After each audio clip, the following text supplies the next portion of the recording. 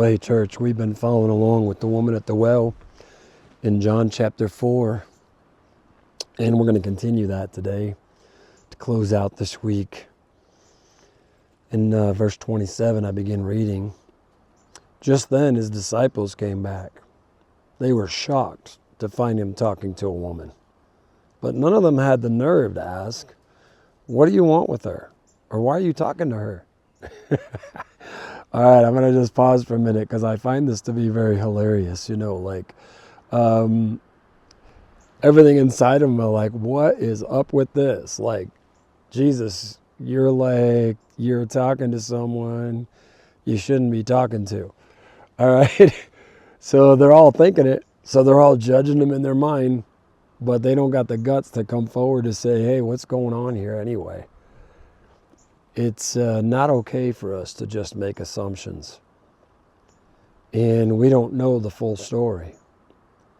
But we, like the disciples, seem to be pretty quick to make an assumption of what should or shouldn't be happening, or who someone should or shouldn't be talking to, or all those kinds of things. And so just want to check yourself before you ever do that. But we'll keep reading here. The woman left her water jar beside the well and ran back to the village, telling everyone, "Come see a man who told me everything I ever did. Could he possibly be the Messiah?" All right, so I'm going to stop reading in verse 29. And I want us to remember something about this encounter here with this lady. The reason she went to the well, she needed water.